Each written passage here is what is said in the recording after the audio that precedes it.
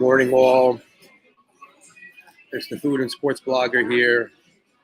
I just want to say thank God the Super Bowl is over. With that being said, congrats to Patrick Mahomes on his win the other night. Good for him. He deserves it. I know a lot of people, were doubting him, because of the ankle injury, I believe it was. I'm not the biggest football fan in the world, but yeah. But again, congrats to Patrick Mahomes and the rest of the Chiefs organization on their win the other night. Now, I want to focus on my favorite sport of all time, the sport that I'm absolutely obsessed with, and that is baseball. And that, of course, is the New York Yankees. Now, please don't be fooled by this Dodger hat.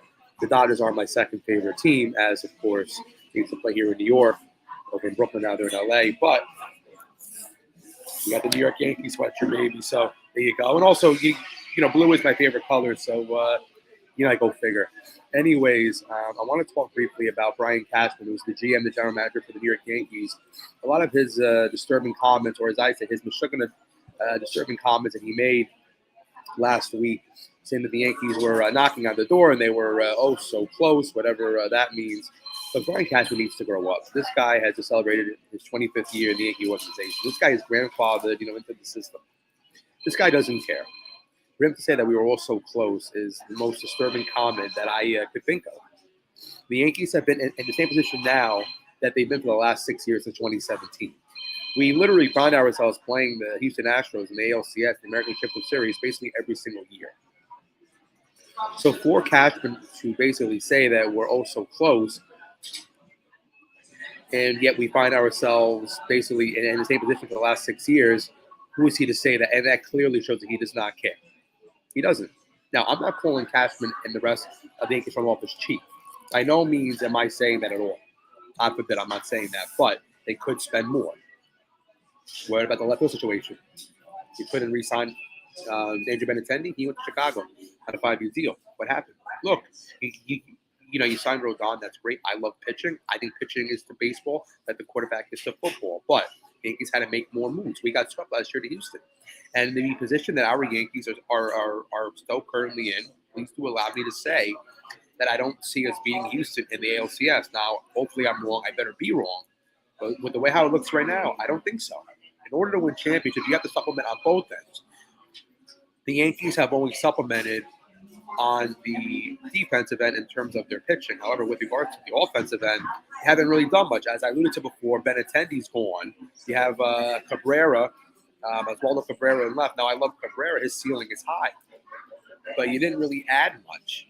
With that being said, I definitely think that the Yankees will make a trade for left fielder by the All-Star break. Believe it or not, I see Brian Reynolds being that option.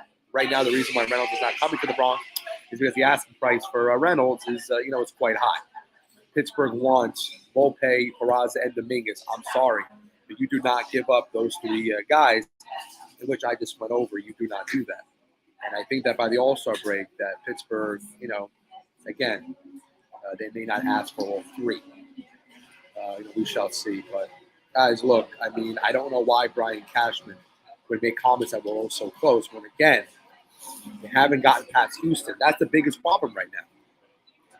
Also, something else, too, that I do want to touch upon as well is Nestor Cortez. We all love Nestor. I know he was hanging out in Florida most of the offseason. A lot of the pics that I saw of him, he was at the Dolphins game. He was having fun, and good for him. He deserves it. I love him. He's in his late 20s now. I think he's 28. I could be wrong. I love the guy. He's a real bulldog, or as I say, a real Michigan, bulldog, and in that rotation for us. But right now, we're hearing, he had a hamstring injury. Look, guys, I've been following baseball my whole entire life. I can tell you right now, when a player has the hamstring injury, they're only usually out for maybe 2 to 3 weeks top. So right now, I'm not really so worried, about Nestor.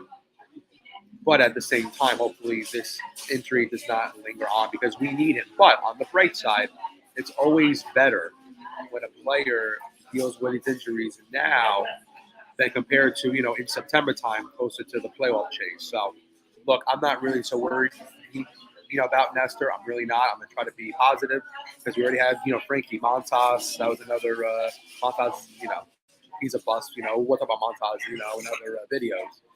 But, with regards to Nestor, hopefully, he should be fine. Opening day doesn't start until the end of I think March 30th, against San Francisco is when opening day. Will be. Yeah, with that being said, I'm not that worried at all. About Nestor.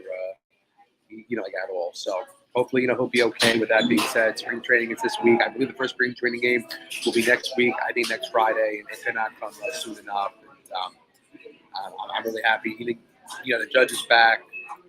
Looking forward to watching, Rodon take the mound every fifth day. With that being said, guys, I really think that this will be, our year. I really do. All right. So with that being said, all right, thanks all for tuning in. The Food and Sports Blog, we're signing out. All right, go Yankees.